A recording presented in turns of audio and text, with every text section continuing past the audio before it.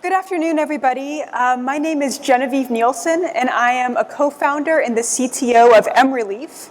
And MRelief is a tech nonprofit based in Chicago that helps people sign up for the SNAP program, also known as food stamps. And we have been working with Twilio for the past 5 years now. And so I hope that you can all walk away from this session today with an understanding of how you can use programmable SMS and voice to help people navigate a difficult process.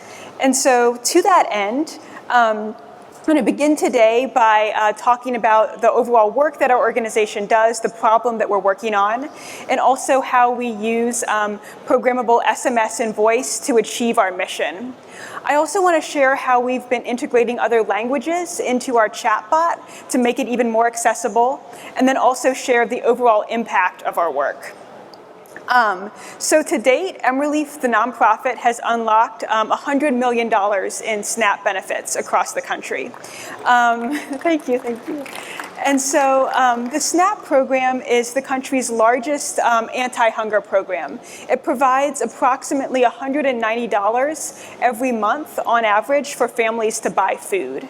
And so every year this program raises 8.4 million people above the federal poverty line, including 3.8 million children. And so this is a really critical program for families across the country to meet their food need.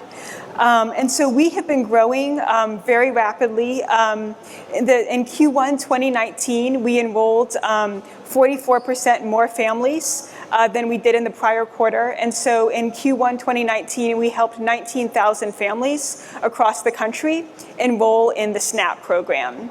And so even though we're growing rapidly, we have a big problem ahead of us because across the country, about $11 billion in SNAP benefits go unclaimed every year. And this program is just greatly underused. And the reason it is underused, it is because it is really difficult to enroll. This is the SNAP application for California. So imagine trying to fill out this application while also experiencing financial stress.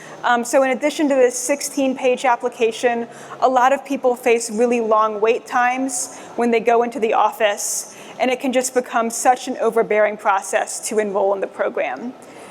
So to bring these challenges to a more personal level, I wanted to introduce you to one of our users who actually lives right here in San Francisco.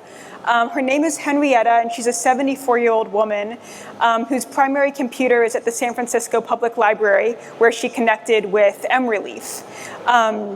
And in her retirement, she decided to go back to school. And she shared with us her initial experience applying for food stamps before she encountered MRelief. So here's Henrietta to share that with you in her own words. There's no one to speak for them, to help them navigate through the forms, using a computer. Even with my technical knowledge, I had trouble signing up for the account. It just did not go through. It never went through. So to combat some of these challenges, powered by Twilio, MRelief's process addresses some of these obstacles by building an end-to-end process where voice and SMS technology can assist every step of the way. And we chose Twilio almost 5 years ago now because Twilio.org is really generous and accommodating of nonprofits, and also because the documentation is excellent and really easy for us to use. And so one of the reasons why we're so focused on SMS technology to do our work is because we know that our users are negatively impacted by the digital divide. So of those making less than $30,000 a year across the country, a third of them are non-smartphone users. And this data is from Pew Research Center's most recent research on accessibility. And so also, even our users who do have access to a smartphone, they can also have a really limiting data plan where they'll lose access to the internet at different points throughout the month. And so because 94% of Americans do own some kind of cell phone, we find that SMS is the most accessible and reliable way for us to reach our target users. And we don't do this alone. We do this work in partnership with some government clients. One of them is the California Department of Social Services, and we began working with them in 2016, and that work was first piloted here in San Francisco. So now I want to dive into how we really use programmable SMS to help people enroll in the SNAP program. So in 44 states across the country, we provide an eligibility screening tool that enables people to, in 10 simple questions that take less than 3 minutes to answer, find out if they just meet the basic requirements for the program. So this is what it looks like. And so it all begins when a user texts the keyword food to one of our Twilio phone numbers. And here's one of the eligibility requirements. There's an income cutoff for the program. And in California, for a single person, the cutoff is $2,024. And we've gone through a lot of iterations of this eligibility screener. One thing we used to do in previous versions is we would just ask people how much money they made in the past 30 days and have them text back a number. But at this point in the flow, we actually don't need to know that. We just need to know if they're likely below the cutoff. So we've rewritten all of the questions to make them all yes/no questions or multiple choice questions. And we found that those questions are much easier to answer and has really increased our completion rates for the eligibility screener. And so for folks who do qualify, we tell them how they can apply in their state. And for those who don't, we still want to be meeting them with a tangible food need. So we provide localized food banks based on their zip code where they can go to get some food. But in the state of California, we go farther than just eligibility screening. We help people every step of the way. So after they find out that they qualify, we help them apply, complete the mandatory interview, and submit all of the required verifications to verify everything that they said in the application. And we stay with them until they have their card in hand and make sure that it's activated so they can use it to buy food. So this is what that process looks like. So here's someone who has just found out that they qualify for food stamps through our eligibility screener. And we then ask them if they want to apply by text or online. And this process takes about 5 to 10 minutes, depending on how many people are in the household, because we only ask the mandatory questions for the food stamp application. And once we receive all of this information through Twilio's API, we then programmatically fill out the state's legacy website and submit all of the information to their office. So it doesn't disrupt the state's business process at all, but we've created a more accessible platform for our users, and they don't have to ever see that PDF or a state's legacy website to apply for the program. And then after the application is the mandatory interview. So we text them the night before to remind them about their interview and the time, the office location. And here in San Francisco, we also partner with Lyft to provide free transportation to and from the office to completely remove that burden of just getting to their interview. And so here's Henrietta again to talk about what it felt like for her to receive these text messages. Surprised is getting a taxi, not a taxi, but a Lyft to help me get there. I dreaded going there because I didn't know where it was exactly. I'm some distance away. That was a pleasure and a really gentlemanlike driver. And so we use Twilio to stay with our users every single step of the way. So 20 minutes before their interview appointment, we programmatically text them a rundown of what they can expect at the office. And when we first started doing this, we would get a lot of questions and calls about exactly which entrance to take because it's not very well marked. And so we started texting a picture of exactly which door to use. And we found that that really helped make the process even less stressful. And then we also prompt our users to text us the keyword done when they finish their interview because we don't know exactly how long that is going to be. So we prompt them to text us done when they finished. And that way we can follow up about any next steps, make sure that they were approved, or if they need to submit any additional documents, we can help with that process and also coordinate their Lyft ride home. So here's Henrietta again to tell you about receiving these text messages. In fact, I would have had trouble finding out where to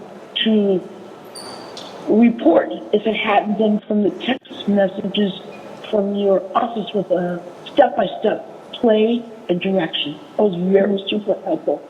Surprisingly, the people behind the counters were very nice, unlike the reports that we hear at church and around the community. They were not crude or abrupt as people say they were. All the horror stories that you hear did not materialize. And so in Henrietta's case, she was approved in her interview and walked out with her card. But sometimes eligibility workers will ask for additional documents. And so when that happens, we can prompt them to just take pictures of the documents and text pictures of them to our phone number. And once we receive them through Twilio's API, we can then programmatically upload them to their account or email them to the office, depending on what the office's preference is. And so this process here of having people text us pictures has really been a game changer for helping people move through the process and ultimately receive their benefits and their card in hand. And so the foundation of this entire user experience is really these 10 lines of code that are the Twilio Ruby code for sending a text message. So we just need the message and the user's phone number. And this code right here has really been the foundation that has allowed us to unlock $100 million in SNAP benefits over the past few years. So it's really easy to get started. And it's really incredible what it can do once you get into the user experience. But I also want to share how we are using Programmable Voice now in other contexts to help people enroll in the SNAP program. So this year we learned that in the county of Los Angeles, they had set up a call center where you can call in and actually complete your SNAP application over the phone with an eligibility worker. And this option isn't available everywhere, but it is available in Los Angeles. And so we really wanted to make people aware of this option. We thought it could be really helpful for people who might prefer to have a conversation when they're doing their application, and also for some of our landline users as well. So after our screener, we created an interface where people could schedule a time where they would like to speak to someone in Los Angeles when the office is open. So they can schedule the time and then get a rundown of what they're likely to expect. And we also integrated Programmable SMS into this experience as well. So as soon as they schedule a time, they get a confirmation text of when they're going to be receiving that call. And then we also follow up 10 minutes before the actual phone call to remind them and to set expectations about what is going to happen. And so this intervention was really lightweight. When the user picks up the phone, what we do is we forward the call to an eligibility worker in Los Angeles. And so this really lightweight intervention of just forwarding a call and then also surveying for outcomes. So based on the callback from Twilio, we can send a text message to ask what happened on this phone call. And then if they were approved, say, that's great news, but if they need to submit more documents, help with that as well. And so we really wanted to measure every single step of the way to find out the impact of this intervention. And to do that, we worked with a data analytics firm in Chicago called Civis Analytics, and they helped us run a randomized control trial where we had 2,000 participants go through this randomized control trial, and half of them were given the option to schedule a time to speak with the office, and the other half were not given the option. And what we found through this trial is that by giving people the option to schedule a time and then go through our process where we forward the call to the office, they were 18% more likely to apply. So just a really lightweight intervention we have found can have a really big impact in helping people enroll in this critical program. And one other thing I want to share about Programmable Voice that's helped us out a lot is It's really simple. This is the code that powers it all. But Twilio has this great feature called answering machine detection. And so sometimes when we initiate the call, the user doesn't pick up. Either they just miss it or it's now not a good time. And so we can tell if it's gone to voicemail and then can customize the messages accordingly to get them to reschedule to find a better time. So that's been a great feature to help people navigate through to actually speaking to the office. One other thing we've been working on recently is integrating other languages. And so I wanted to share how we've gone about translating our chatbot. And this was particularly urgent for us because we do so much work in California. And the data shows that 29% of California residents do speak Spanish, and of that percentage, 42% are not fluent in English. So to make our technology as accessible as possible, we really needed to prioritize translation. And also because we iterate on our copies so much based off of user feedback and any barriers that we're seeing, we wanted to create a system that would really allow our translator to translate everything with us in real time. And the solution that we went with was Contentful. So this is Contentful's UI. So we moved all of the chatbot copy from our database into Contentful and then gave the credentials to Contentful to our translator. And whenever we make a change, she gets a notification and can go in and just translate directly in Contentful.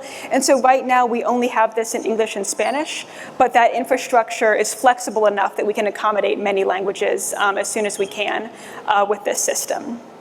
And on the back end, this is what it looks like. It's just one API call where we have to pass in the user's preferred language, as you can see on line 16 here. And then we take that translated copy and pass it to Twilio so that the user receives the correct language through the SMS API. So with all of these factors together, I want to share about the impact that we've had in the space. So here's where we are so far. Before we built the end-to-end process, we measured of all the people who took our eligibility screener, what was the drop-off at every step of the way, and what percentage of them went on to ultimately enroll in the program and make it through the application, the interview, submitting all of the documents. And through that process, we found that of the people who screened eligible through MRelief, 29% went on to ultimately enroll in the program. And now that we've built our end-to-end process, using Twilio, we've been able to increase that percentage to 62%. And so what we found is that people who go through MRelief's end-to-end process are twice as likely to enroll in the SNAP program. And in terms of what this costs us as an organization, for all of our costs, it costs us $13.19 to enroll one person in the SNAP program. But what that does is unlocks $1,140 in SNAP benefits for one person over a 6-month time period. And these SNAP benefits are all federally funded. And it's guaranteed that everyone who meets the requirements will receive their SNAP benefits. And so to bring this back to Henrietta one more time, I wanted to share with you what it was like for her and the difference that it made in her life to receive food stamps. I got all the vegetables that I wanted. I felt like I was in La La Land. I got asparagus and avocado. One of every kind of lettuce at Lucky. And I washed all the leaves and put them away. And twice a day I have the most fabulous salad. And so the team that makes all this possible, we're a small team of 9, but we're really united in the belief that food is a human right. And that really brings us together and has enabled us to help 425,000 families connect to social services and other public support. And I want to end with a quotation that really grounds our work. First we eat, then we do everything else. And so we really believe that this technology at its core is about unlocking economic opportunity because of what is possible when we're nourished and are able to move beyond our basic survival. So thank you so much to all of you for coming. Thank you so much to Twilio for all of your work that makes this possible and inviting me to be here today. And I have a few minutes left, so I would love to take any questions that you might have about our work.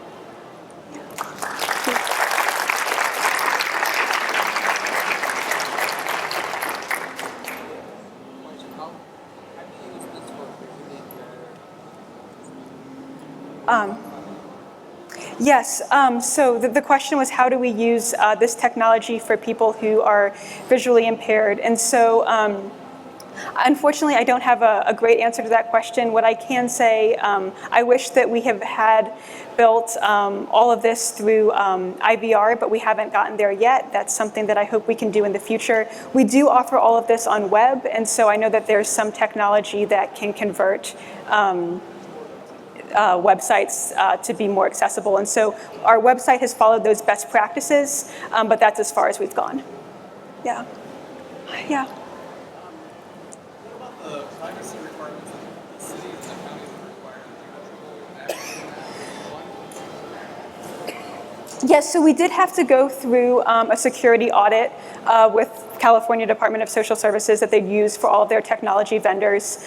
And then we actually go a step farther with that. So our policy is that we keep your data for as long as we can use it to advocate for you to get SNAP benefits. So once 60 days have passed, you're going to have to reapply for the SNAP program. And so we wipe your data from our database at that point. And also, as soon as you receive benefits, we wipe your data from our database. What we do keep track of is the fact that your phone number applied for food stamps. And the reason we do that is because I think there was a usability benefit to it. So if we see your phone number coming back again in a month, well, then we can ask questions about like, oh, did you just lose your card, or do you need to report a change? So we keep track of that, but we don't keep any other PII or like your address or anything like that. Yep, great. Yeah. Do your automation and bots misfire? And when they misfire, do you have agents behind them? Because this is a lot of volume for agents to handle. So do you come across that situation? Yes, so we definitely have had those instances. So we've, based on watching our chatbot say things that I wish it hadn't said, we've made a lot of changes to it over the years. We actually do have staff that are reviewing all of these messages, and we have put a lot of time and thought into our support flow. So if someone texts something that the chatbot can't read, we give an error message that says why we can't process their response and give suggested responses. So, if it's a yes/no question, like please reply yes or no.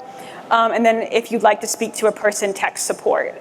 And then if they text support, and we manage expectations about when they're going to hear back from us. If it's a weekday when our staff is there, that they'll hear back from us within 3 hours, or if it's a weekend, that they'll hear back from us on Monday. So that's. We do have enough staff support to review all of the messages and respond when people get stuck. Yeah. Okay. Any other questions? Yeah.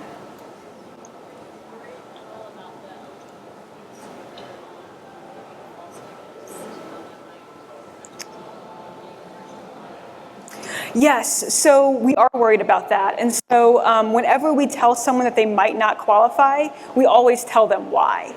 And then give them the option, if this does not look correct, to go back and take our eligibility screener again. So, if we say, so for example, in the case of income, let's say someone meant that yes, they're below the cutoff, but they accidentally text no, and so we tell them why. On our resolution page or in the resolution text message, we say, just to confirm, you are above the income cutoff. And so we take that approach to provide complete visibility into why we're saying this information. It's not just like you don't qualify, what reason. So they know exactly why our technology is giving them this response. Yeah. Yeah. They apply anyway? Yes, they can apply anyway. We don't ever want to be like telling someone that they can't apply, screening them away. But just to manage expectations and explain what the program requirements are. Yeah. Yep.